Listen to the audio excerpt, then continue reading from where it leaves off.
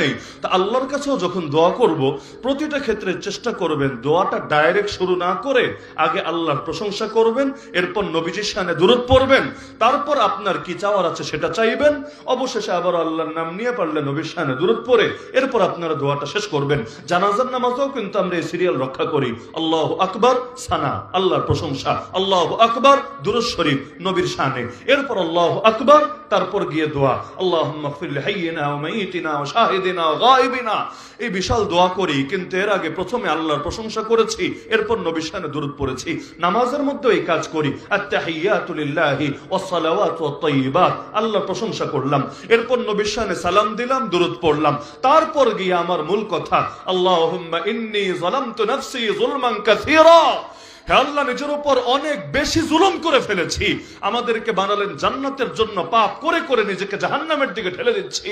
ওয়ালা ইয়াগফিরুয যুনুবা ইল্লা আনতা, আপনি ছাড়া কেউ পাপ মাফ করে না, কেউ করতেও পারে না। ফাগফিরলি মাগফিরাতাম মিন ইনদিকা ওয়ারহামনি, আপনার পক্ষ থেকে মাগফিরাত দিয়ে আমাকে ক্ষমা করে দেন, আমার উপর রহম করেন, দয়া করেন। এই যে প্রথমে প্রশংসা করে নিলাম, নবীর শানে দুরূদ পড়লাম, এরপর যদি দোয়াটা দিল থেকে বের করতে পারি, খালি এখান থেকে না, দিল থেকে, ইনশাআল্লাহ বাক্য বলতে দেরি হবে, আল্লাহ মাফ করতে দেরি হবে না। তো সূরাতুল ফাতিহা হলো পুরো কোরআনের সারনির্যাস। পুরো কোরআনের মধ্যে যেই যেই বিষয়বস্তুতে আল্লাহ তাআলা আলোচনা করেছেন, এর মৌলিক বিষয়গুলো এক সূরাতুল ফাতিহার মধ্যে অতি সংক্ষিপ্ত আকারে মৌলিকভাবে আল্লাহ রাব্বুল আলামিন আলোচনা করে দিয়েছেন। সূরাতুল ফাতিহার মধ্যে আমরা একাংশ পড়ি, আল্লাহ তাআলা আর একাংশ জবাব দেন আমাদের পড়ার প্রতিক্রিয়া হিসাবে। ফাযকুরুনি আযকুরকুম, বান্দা তোমরা আমার জিকির করো, আমি তোমাদের জিকির করব, তোমরা আমাকে স্মরণ করো, আমি তোমাদেরকে স্মরণ করব। সূরাতুল ফাতিহার মধ্যে আমরা বলি আলহামদুলিল্লাহি রাব্বিল আলামিন, সমস্ত প্রশংসা আল্লাহর, যিনি তামাম জাহানের রব, সমস্ত জগতের রব। সঙ্গে সঙ্গে আল্লাহ জবাব দিয়ে ফেলেন হামিদানি আবদি, আরে আমার বান্দা আমার প্রশংসা করেছে। আমরা বলি আর রহমানির রহিম, আমার আল্লাহর পরিচয় তিনি পরম করুণাময়, চির দয়ালু। তৃতীয় আয়াতে যাওয়ার আগে আল্লাহর পক্ষ থেকে জবাব চলে আসে আসনা আলাইয়া আবদি, আমার বান্দা আমার গুণগান বর্ণনা করেছে। আমরা বলি মালিক ইয়াউমিদ্দিন, আমার আল্লাহ বিচার দিবসের মালিক, বিচার দিবসের অধিপতি। সঙ্গে সঙ্গে আল্লাহ রাব্বুল আলামিনের পক্ষ থেকে ঘোষণা চলে আসে মাজ্জাদানি আবদি, আমার বান্দা আমার গৌরব বর্ণনা করেছে। আমরা বলি ইয়াকা না'বুদু ওয়া ইয়াকা নাস্তাঈন, ইবাদত করি একমাত্র আপনার, সাহায্য চাই একমাত্র আপনার কাছে। সঙ্গে সঙ্গে আল্লাহ বলেন হাদা বাইনি ওয়া বাইনা আবদি ওয়া লিআবদি মা সাআল, এটা আমার মাঝে আর আমার বান্দার মাঝে, বান্দা যা চেয়েছে তার জন্য সেটা রয়েছে।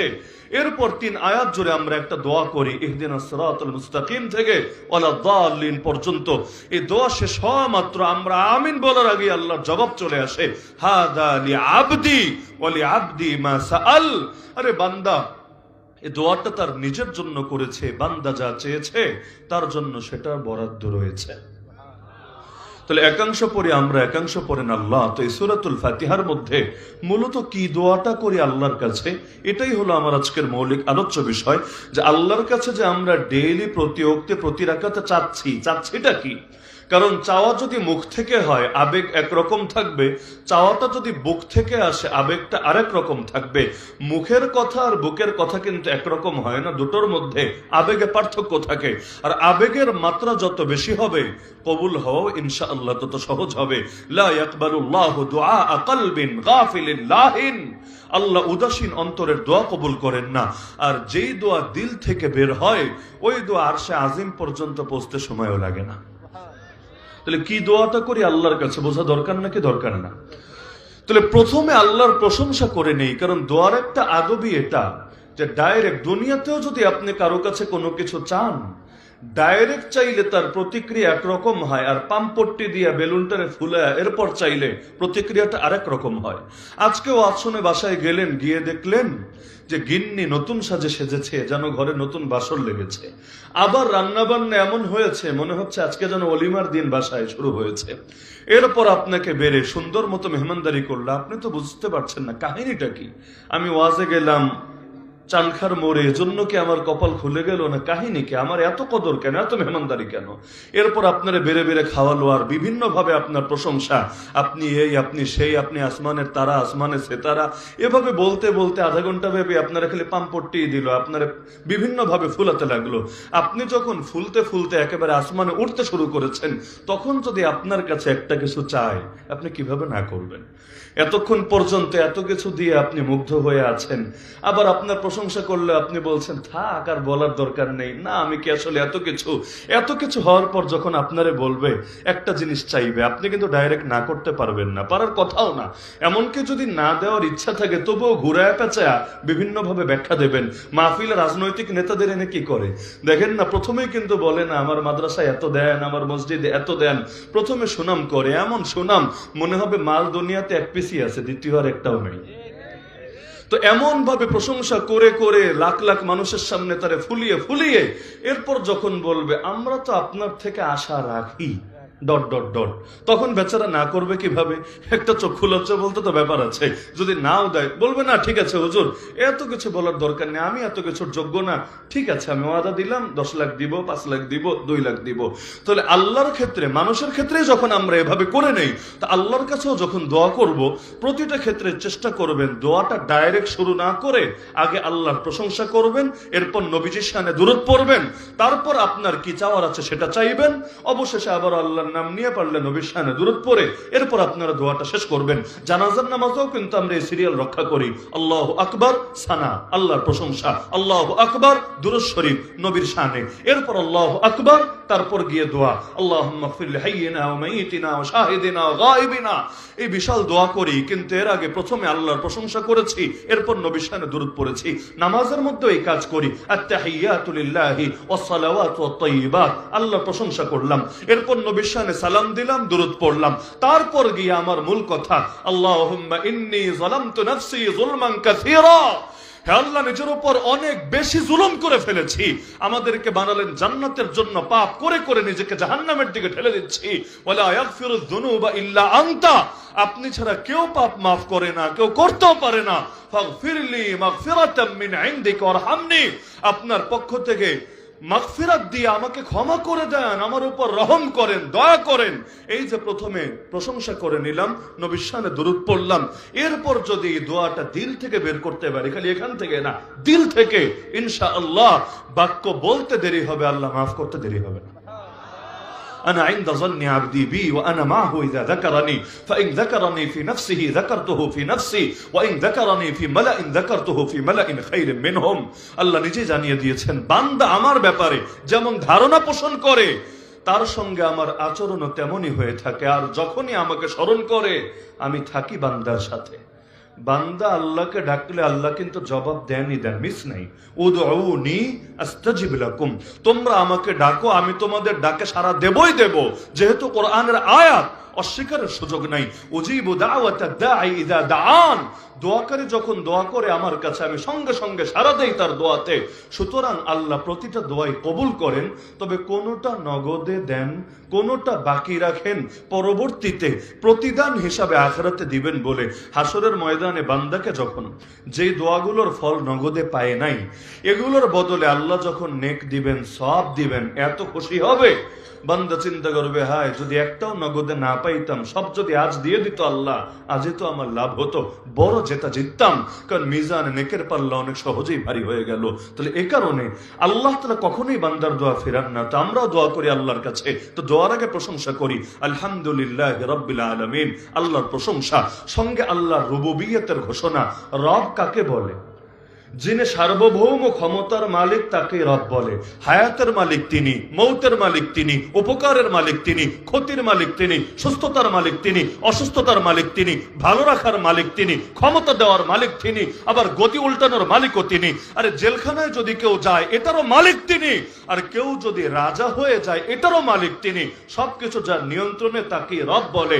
আলহামদুলিল্লাহ রাব্বিল আলামিন, প্রথম আয়াতেই বান্দা আল্লাহর প্রভুত্বের ঘোষণা দেয়, আল্লাহ আল্লাহর রুবুবিয়তের ঘোষণা দেয়, আল্লাহর খোদায়ের ঘোষণা দেয়, আল্লাহ যে একমাত্র সার্বভৌম ক্ষমতার মালিক এর ঘোষণা দেয়। যদিও দুঃখের বিষয়, যেই আয়াত নিয়মিত পড়ি, যেটা দিয়ে নামাজ শুরু করি, কিন্তু স্বাধীনতার 54 বছরে এসেও আজও পর্যন্ত বাংলাদেশে এই আল্লাহ যে রব্বুল আলামিন, তার রুবুবিয়ত এর স্বীকৃতি আজও দিতে পারে নাই সংবিধানের ভেতরে। আমরা নিয়মিত দিচ্ছি নামাজ, আলহামদুলিল্লাহ রাব্বিল আলামিন, কিন্তু রব, আল্লাহ যে রব, এই স্বীকৃতি আজও দেওয়া হয় নাই বাংলাদেশের সংবিধানে। বলবেন কিভাবে? একটা উদাহরণ দিলে বুঝবেন, উদাহরণ কয়েক ডজন দেওয়া যাবে এই প্রচলিত সংবিধান থেকে। খালি একটাই বলবো যেটা সবাই বুঝবেন, যে নিজের নামে সাইন করতে পারেন না, অতটুকু শিক্ষা নাই, সেও বুঝবেন। বাংলাদেশের সংবিধানে লেখা আছে সকল ক্ষমতার মালিক, সবাই জানেন লেখা আছে সকল ক্ষমতার মালিক জনগণ। আচ্ছা, জনগণকে যদি সকল ক্ষমতার মালিক মানে, তাহলে আল্লাহকে আর রব বললো কিভাবে? রব যদি আল্লাহই হয়, সকল ক্ষমতার মালিক কে হবে? রব যদি আল্লাহ হয়, তাহলে ক্ষমতার মালিক আবার আরেকজন হয় কিভাবে? আর আরেকজন যদি সকল ক্ষমতার মালিক হয়, আল্লাহকে আর রব বললোটা কিভাবে? দুইটা তো দুই বিপরীত জিনিস, একসঙ্গে একত্র হতে পারে না। আল্লাহ যদি রব হয়, তাহলে আল্লাহর কথাই চূড়ান্ত। আল্লাহর কথার উপর কোনো বাপের বেটা কোনো কথা বলার অধিকারী রাখে না। তাহলে আল্লাহর কথাই যদি চূড়ান্ত হয়, আজও যে বাংলাদেশে ডজন ডজন বেশ্যাখানা খোলা আছে, ইলিগাল যেগুলো আছে ওইটার কথা বাদ দেন, ওই হোটেলে মোটেলে যা চলে না চলে ওইটার কথা বাদ দেন, লিগাল ভাবে লাইসেন্স নিয়ে যেই কয়েকটা বেশ্যাখানা এবং পতিতালয় খোলা আছে, আল্লাহ কি এগুলো খোলার অনুমতি দিয়েছেন? আল্লাহ কি এগুলোকে হালাল করেছেন? আল্লাহ তো হালাল করেন নাই, বাংলাদেশে হালাল করলোটাকে? আল্লাহ তো মদের বারের অনুমোদন দেন নাই, বাংলাদেশে মদের বারগুলোকে লাইসেন্স দিলটাকে? আল্লাহ তো সুদের বিরুদ্ধে যুদ্ধের ঘোষণা দিয়েছেন পাক কালামে সূরা বাকারার ভেতরে, তাহলে বাংলাদেশের অর্থনীতির মূল মেরুদণ্ড সুদ বানালোটাকে? আল্লাহ তো বেহায়াপনা, বেলাল্লাপনা, অশ্লীলতাকে নিষিদ্ধ করেছেন। বাংলাদেশে এই সংস্কৃতির নামে এই অপসংস্কৃতি গুলো আমদানি করলো কে? এগুলোকে পালছেটাকে? এমনকি এগুলোর বিরুদ্ধে কথা বললেই যে এপ্রিল মাস আসছে কয়দিন পরে, এক পহেলা বৈশাখের বিরুদ্ধে ওয়াজ করার কারণে কত আলেমকে এই দেশে বিড়ম্বনার ভোগান্তি পোহাতে হয়েছে। তাহলে মুখ দিয়ে বলবা আল্লাহ হলো রব্বুল আলামিন, আর বাস্তবে তুমি অন্য কারো হাতে প্রভুত্ব তুলে দিবা, খোদাই তুলে দিবা, রবের রুবুবিয়ত তুলে দেবা। অন্তত তোমার মতো দুই চেহারার অধিকারী বহু রূপের মুখে আলহামদুলিল্লাহ রাব্বিল আলামিন শোভা পায় না। কারণ মুখে যদি থাকে একটা আর কাজে যদি থাকে আরেকটা, এটার ইমানদারি বলে না মুনাফিকি বলে? লা ইলাহা ইল্লাল্লাহ কেউ বললো মুখে, লা ইলাহা ইল্লাল্লাহ মানে কি? লা ইলাহা অর্থই হলো নেই কোনো মাবুদ ইল্লাল্লাহ, একমাত্র আল্লাহ ছাড়া। অর্থটা কিন্তু এরকম, মানে এক বাক্যে দুই কাজ হয়। আল্লাহ রব এটাও বোঝা যায়, আল্লাহ ছাড়া আর কোন রব নাই সেটাও বোঝা যায়। কারণ আল্লাহ রব এটা তো খ্রিস্টানও মানে, আল্লাহ রব এটা তো হিন্দুও মানে, আল্লাহ রব এটা মুশরিকরাও মানে, আবু জাহাল আবু লাহাবরাও মানতো, কিন্তু একমাত্র মানতে রাজি না। আল্লাহর রব মানতো, তবে সঙ্গে আরো অনেকে মিলায় ফেলতো। মানে দুনিয়াতে যেমন হয় যে কোনো মহিলা বলছে অমুক আমার স্বামী, এটা নিয়ে আপত্তি নাই, কিন্তু একমাত্র স্বামী মানতে রাজি না। আরো গিয়া বিভিন্ন ভাবে, ওই যে মাঝে মাঝে পত্রিকায় আসে এক মহিলার 4-5টা স্বামী, মানে পরিচয় গোপন করে বিভিন্ন ভাবে সম্পর্ক চালাচ্ছে, পরবর্তীতে ধরা খায়া মাথা খারাপ, এখন তো গিয়া মান ইজ্জত নিয়ে টানাটানি দেখা দিয়েছে। হয় এরকম। তাহলে দেখা যাচ্ছে লা ইলাহা মানেই হলো দেয়ার ইজ নো গড, নেই কোনো মাবুদ, কেউ নাই, ইল্লাল্লাহ, একজনই আছেন, তিনি কে? আমি এই বাক্য থেকে এটাই বুঝি, আপনারা যদি ভিন্ন কিছু বোঝেন আমাকে বুঝাই দিয়েন। আমি এটাই বুঝি, যে ব্যক্তি বলল লা ইলাহা ইল্লাল্লাহ, সে তার এই কথার দ্বারা এটাই ঘোষণা দিল, আমার নামাজের রব যিনি, আমার রাজনীতির রব তিনি, আমার যাকাতের রব যিনি, আমার অর্থনীতির রব তিনি, আমার হজের রব যিনি, আমার পার্লামেন্টের রব তিনি, আমার যাকাতের রব যিনি, আমার সংবিধানের রব তিনি, আমার কোরবানির রব যিনি, আমার কোর্ট কাছারির রব তিনি, আমার ব্যক্তিগত ইবাদত বন্দেগীর রব যিনি, আমার রাষ্ট্র পরিচালনা থেকে শুরু করে সভ্যতা সংস্কৃতি প্রতিটা সেক্টরের রব একমাত্র তিনি।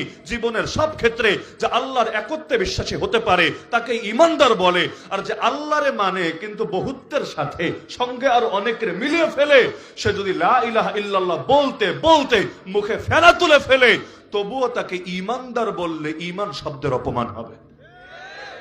আমি তো এটাই বুঝি, আপনারা কি ভিন্ন কিছু বুঝেন? লা ইলাহা ইল্লাল্লাহ মানে জীবনের সব ক্ষেত্রে মাহবুদ কে? মসজিদেও আমার মাহবুদ আল্লাহ, মাদ্রাসায় আমার মাহবুদ আল্লাহ, মাহফিলও আমার মাহবুদ আল্লাহ, খানকাহও আমার মাহবুদ আল্লাহ, মার্কাজও আমার মাহবুদ আল্লাহ, তবলিগও আমার মাহবুদ আল্লাহ, রাজনীতিতেও আমার মাহবুদ আল্লাহ, অর্থনীতিতেও আমার মাহবুদ আল্লাহ, বিচারাচারেও আমার মাহবুদ আল্লাহ, সংস্কৃতিতেও আমার মাহবুদ আল্লাহ, সভ্যতায় আমার মাহবুদ আল্লাহ, ব্যাংকিংও আমার মাহবুদ আল্লাহ, পার্লামেন্টে আমার মাহবুদ আল্লাহ। জীবনের সব ক্ষেত্রে মাহবুদ একজনই, আল্লাহ আল্লাহ আল্লাহ। কারণ যখন জন্মেছিলাম এটাই শুনিয়ে দেওয়া হয়েছিল আল্লাহু আকবার, ডান কানে বাম কানে উভয় কানে, নেত্রকোণে তো উভয় কানে শোনায় নাকি? আল্লাহু আকবার মানে কি? আল্লাহ সবচাইতে বড়। শুধু এতটুকুই শোনায় না, পুরো আজান দেয়, ইকামত দেয়, এর মধ্যে খালি আল্লাহ বড় এতটুকু নাই, আশহাদু আল্লাহ ইলাহা ইল্লাল্লাহ আছে নাকি? নাই।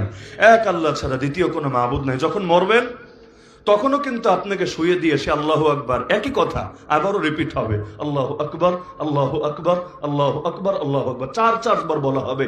এমনকি মজার বিষয়, আজান ইকামত হয়ে গেছে, নামাজটা খালি বাকি আছে। জানাজার নামাজে আজান দেয় নাকি নেত্রকোণায়?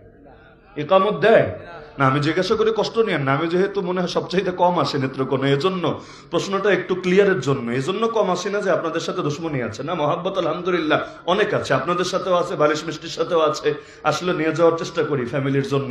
তো মহাব্বতে ঘাটতি নেই আলহামদুলিল্লাহ, কিন্তু আমার জন্য দূরত্ব অনেক বেশি, তো এজন্য জানাশোনা একটু কম থাকতে পারে, এজন্য জিজ্ঞাসা করে করে ক্লিয়ার হয়ে নিচ্ছি। এজন্য জিজ্ঞাসা করলে মন খারাপ করেন না, হুজুর কি জানে না নাকি? না, আপনাদেরটা শুনতে পাচ্ছি। সবক তো উভয় পক্ষ থেকে আলোচনা হলে দিলে ভালো বসবে ইনশাআল্লাহ। হ্যাঁ, তো যে প্রসঙ্গে বলছিলাম যে এই যে আলহামদুলিল্লাহ রাব্বিল আলামিন বললাম, তাহলে জীবনের সব ক্ষেত্রে রব কাকে মানলাম? কারণ সেই রুহের জগতেও রবের ঘোষণা, আলাস্তু বিরাব্বিকুম, আমি কি তোদের রব না? ক্বালু বালা, আমরা বলেছিলাম অবশ্যই আপনি আমাদের রব, দ্বিতীয় কেউ রব হতে পারে না। কবরে রাখার পর প্রথম প্রশ্ন কি? এটাই, মান রব্বুকা, তোর রব কে? একই কথা, রুহের জগতে যেটা শুনেছেন একই প্রশ্ন আবারও শুনছেন। কেন? মাঝখানে একটা পরীক্ষা হয়ে গেছে। এত বড় পরীক্ষা দেওয়ার পরে জব কি ঠিকই থাকে না চেঞ্জ হয়, এটা আল্লাহ যাচাই করছেন। তো শুরুতেও রবের ঘোষণা, শেষেও রবের ঘোষণা, মাঝখানেও রবের ঘোষণা। মাঝখানে পার্থক্য, জন্মেছি, আজানও হয়ে গেছে, ইকামত হয়ে গেছে। আচ্ছা, ইকামত আর নামাজের মধ্যে ব্যবধান তো অনেক বেশি থাকে, তাই না? অনেক বেশি থাকে না? সামান্য ব্যবধান। ইকামতের পরে তো আর তেমন কিছু হয় না। বেশি থেকে বেশি যদি কাতার বাঁকা টাকা থাকে, একটু ইমাম সাহেব কাতারটা সোজা করতে বলে, ওই এদিকে আসো, ওই এটা করো, এই এটা করো, এভাবে বলে। ওই সৌদি আরবে গেলেও দেখবেন ইকামত শেষ বলে সাওয়ু সুফুফাকুম ফাইন্না তাসওয়িয়াতাস সুফুফি মিন ইকামাতিস সালাহ, কাতার সোজা করো। কাতার সোজা করা নামাজ কায়েমের অংশ।